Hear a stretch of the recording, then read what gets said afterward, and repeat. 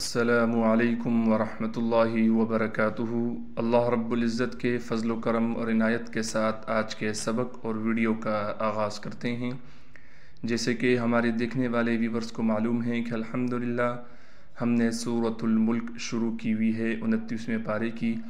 کل ہم نے یہاں تک یعنی آیت نمبر 10 ہم نے مکمل کر لی تھی یہاں تک۔ آج ہم یہاں سے آیت نمبر 11 شروع کریں گے۔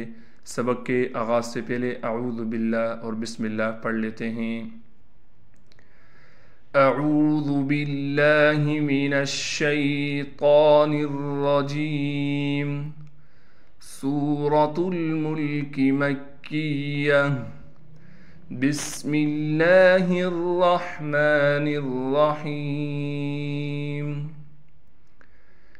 ان الذین، حمزہ کو نون سے ملائیں گے، اس لیے نون سے ملائیں گے، نون پر تشدید ہے اور تشدید ہونے کی وجہ سے نون پر غنہ کیا جائے گا، اور نون کو پھر ہم آگے لام سے ملائیں گے، لام پر تشدید ہونے کی وجہ سے تھوڑا ٹھہراؤ بھی کریں گے، اور لام پر زبر کو پڑھا جائے گا بغیر کھینچے۔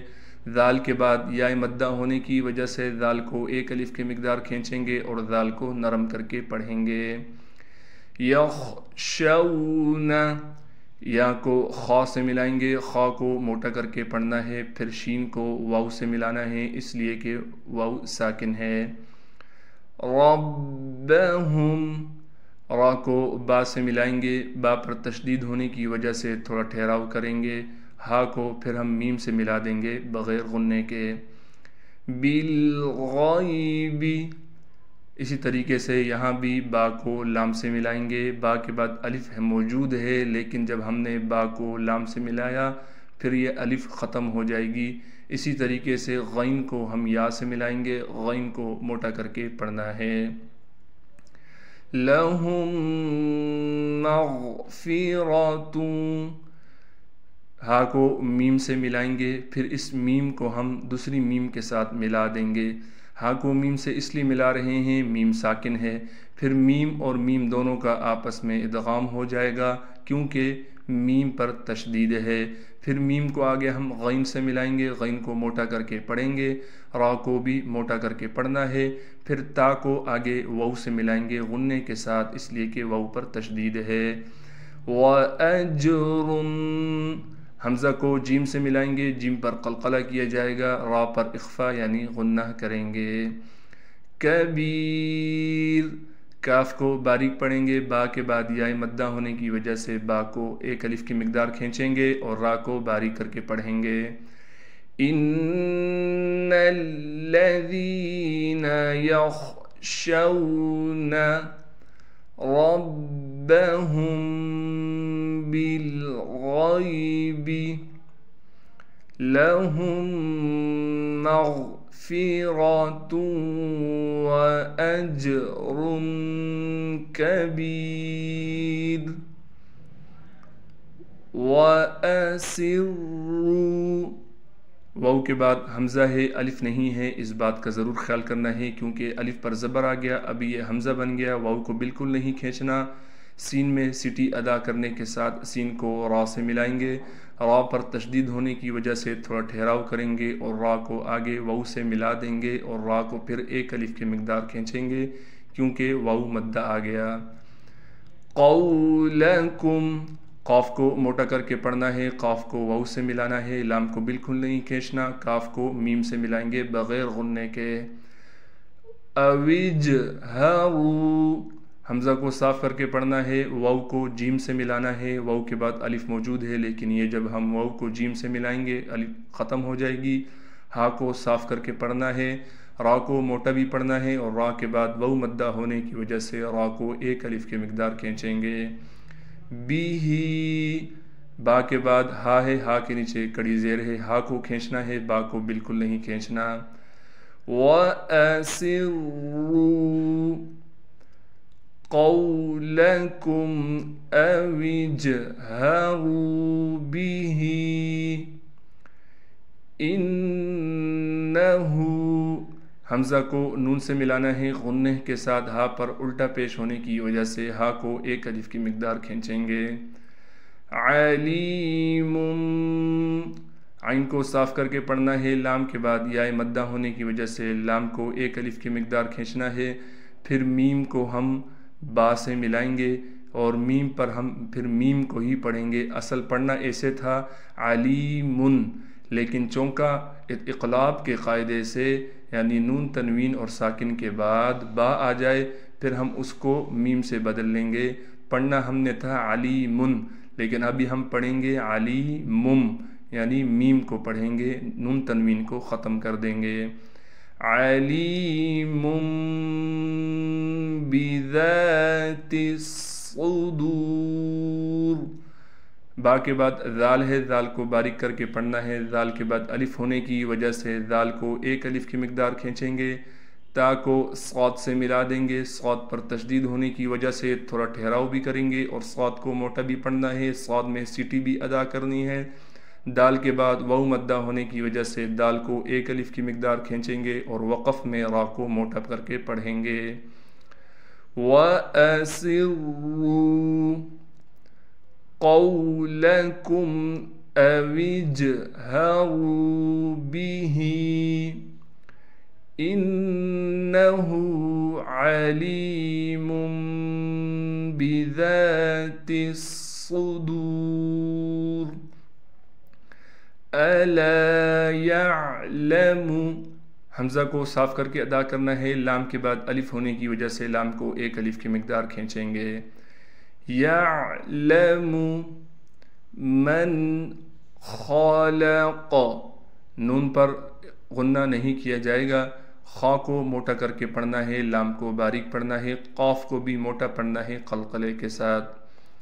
وَهُوَ اللَّطِيفُ، واو کو صاف کر کے پڑھنا ہے، ہا کو گلے سے نکالنا ہے، وہ حصہ جو سینے کی جانب ہے، پھر واو کو آگے لام سے ملائیں گے، لام پر تشدید ہونے کی وجہ سے تھوڑا ٹھہراؤ کریں گے، پھر طا کو یا سے ملائیں گے، طا کو ایک الف کی مقدار کھینچیں گے۔ فا کو پھر ہم نے لام سے ملانا ہے، لام ساکن ہے، خا کو موٹا کر کے پڑھیں گے۔ اسی طریقے سے با کے بعد یا مدہ ہونے کی وجہ سے با کو ایک الف کی مقدار کھینچیں گے اور را کو باریک کر کے پڑھیں گے۔ وَهُوَ اللَّطِيفُ الْخَبِيرُ، أَلَا يَعْلَمُ مَنْ خَلَقَ وَهُوَ اللَّطِيفُ الْخَبِيرُ۔ اگلی آیات پڑھتے ہیں اگلے صفحے پر۔ هُوَ الَّذِي، واو کو لام سے ملائیں گے، تشدید ہونے کی وجہ سے لام پر تھوڑا ٹھہراؤ کریں گے، ذال کو باریک کر کے پڑھنا ہے، ذال کے بعد یا مدہ ہونے کی وجہ سے ذال کو ایک الف کی مقدار کھینچیں گے۔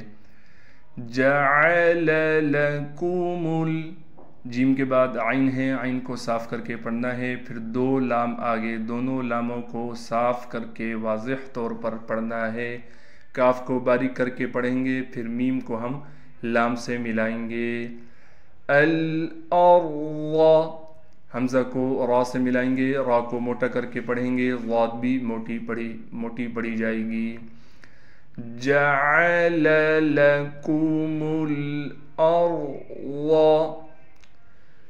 ذَلُولًا، ذال کو نرم کر کے پڑھیں گے، لام کے بعد واو مدہ ہونے کی وجہ سے لام کو ایک الف کی مقدار کھینچیں گے، لام پر اخفا یعنی غنہ کریں گے کیونکہ لام پر دو زبر ہیں، لام پر الف بھی ہے لیکن یہ جب ہم وہاں وقف کریں گے پھر لام کو ایک الف کی مقدار کھینچیں گے۔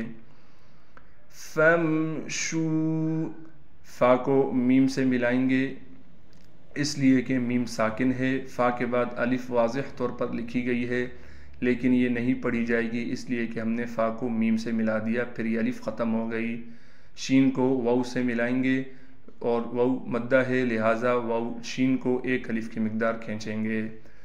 فَامْشُوا فِي مَنَاكِبِهَا، فا کے بعد یا مدہ ہونے کی وجہ سے فا کو ایک الف کی مقدار کھینچنا ہے، اسی طریقے سے نون کے بعد الف ہے لہٰذا نون کو کھینچیں گے، میم کو بالکل نہیں کھینچنا، کاف کو باریک کر کے پڑھنا ہے، با بھی بغیر کھینچے پڑھنا ہے، ہا کے بعد الف ہونے کی وجہ سے ہا کو ایک الف کی مقدار کھینچیں گے۔ وَقُولُوا کاف کو باریک کر کے پڑھیں گے، لام کے بعد واو مدہ ہونے کی وجہ سے لام کو ایک الف کی مقدار کھینچیں گے۔ مِن رِزْقِهِ میم کے بعد نون ساکن ہے، یہ ادغام کا قاعدہ ہے، یعنی نون ساکن کے بعد حروف یرملون میں سے را آ گیا۔ یہ قاعدہ اگر آپ نے نہیں دیکھا برائے مہربانی ہمارے چینل پر موجود ہے، میں نے بڑی محنت سے بنایا ہے، آپ ضرور جا کے دیکھیں۔ تو اس سے ہم پھر نون کو ختم کر دیں گے، میم کو ڈائریکٹ را سے ملائیں گے، را کو باریک کر کے پڑھیں گے، پھر را کو زا سے ملا دیں گے، قاف کو موٹا کر کے پڑھنا ہے، اور گول ہا کے نیچے کڑی زیر ہے، یہ وقف میں ساکن ہو جائے گی۔ وَكُلُوا مِن رِزْقِهِ وَإِلَيْهِ النُّشُورُ ہا کو نون سے ملائیں گے، نون پر تشدید ہونے کی وجہ سے غنہ کریں گے، شین کے بعد واو مدہ ہونے کی وجہ سے شین کو ایک الف کی مقدار کھینچیں گے، وقف میں را موٹا پڑھا جائے گا۔ هُوَ الَّذِي جَعَلَ لَكُمُ الْأَرْضَ ذَلُولًا فَامْشُوا فِي مَنَاكِبِهَا وَكُلُوا مِن رِزْقِهِ وَإِلَيْهِ النُّشُورُ أَأَمِنْتُمْ دو حمزہ ہے، دونوں حمزہ کو صاف کر کے نکالنا ہے، پھر میم کو نون سے ملائیں گے غنے کے ساتھ، تا کو میم سے ملائیں گے بغیر غنے کے، پھر میم کو آگے میم سے ملائیں گے غنے کے ساتھ کیونکہ میم پر تشدید ہے۔ أَأَمِنْتُمْ مَنْ فِي السَّمَاءِ